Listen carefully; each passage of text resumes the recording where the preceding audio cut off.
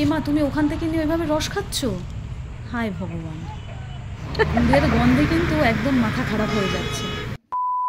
High everyone, good morning. আমি Mahua and welcome back to my channel. চলে যাচ্ছি এখন গুড় আনতে, খেজুরের রস খেতে। ব্যাকগ্রাউন্ডটা একটু বাজে লাগছে দেখতে, কিন্তু কিছু করার নেই, সব কিছু সেরে যেতে পারবো না। তো অজয় গাড়ি আনতে গেছে আর আমিও রেডি হয়ে গেছি। তাহলে চলুন চটপট বেরানো যাক।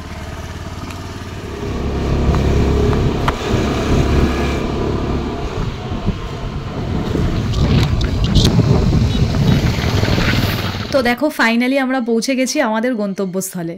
এসেই এখানে দেখতেই পাচ্ছেন গরম গরম রস ফোটানো হচ্ছে, আর অজয় তো এক গ্লাস অলরেডি ওর খাওয়া শুরু করে দিয়েছে খেজুরের রস।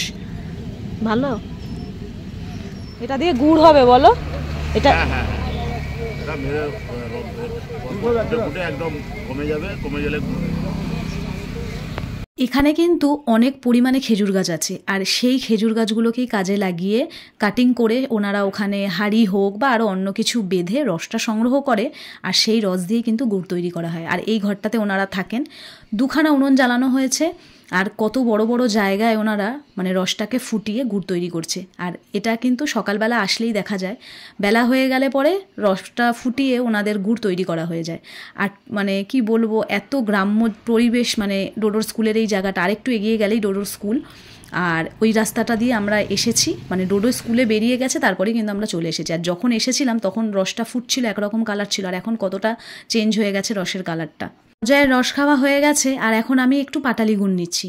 আসলে ভিডিওটা যেদিনকে শ্যুট করেছিলাম সেদিনকে কিন্তু মকর সংক্রান্তি ছিল, তাই সকাল সকাল চলে এসেছিলাম। এর আগেও একদিন আমি এখানে এসে ঝোলা গুড় নিয়ে গেছিলাম, আর আজকে আর পাটালিও নিয়ে গেছিলাম। সেটা দিয়ে আমি চুষি পিঠে বানিয়ে অলরেডি খাওয়া হয়ে গেছে। আর আজকে নিয়ে যাচ্ছি হচ্ছে আমি পায়েস বানাবো বলে, আর আমার ঠাকুরকেও একটু দেবো প্রথম গুড়, সেদিনকে দেওয়া হয়নি, ভুলে গেছিলাম।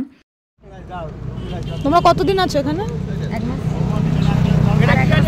আর এক মাস থাকবে, মানে এই জানুয়ারিটা পুরো আছো তাই তো? জানুয়ারি মাস, ডিসেম্বরের ধরো 13-14 তারিখ। ডিসেম্বরের?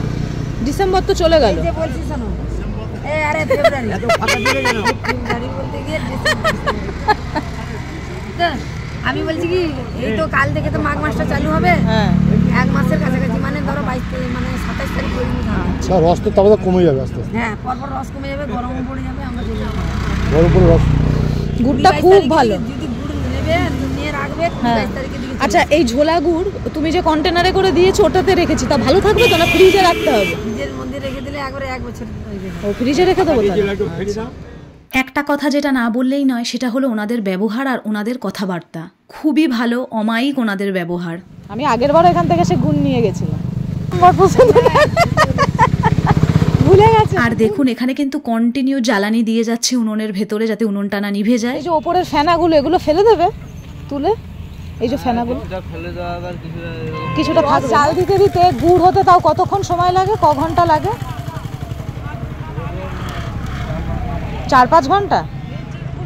সব বাঁধা হয় খেজুর গাছ, সেদিনকে এসে দেখেছি। ডোডোর স্কুলের এই জায়গাটা আসলে একটু গ্রাম গ্রাম ফিল। এই রস খাওয়ার সুবাদে আর এই গুড় খাওয়ার জন্যই আসা হয়েছে, নইলে অজয় এত সকালে ওঠার লোক নয়। তোর আরও অনেকটা যাওয়া যায়।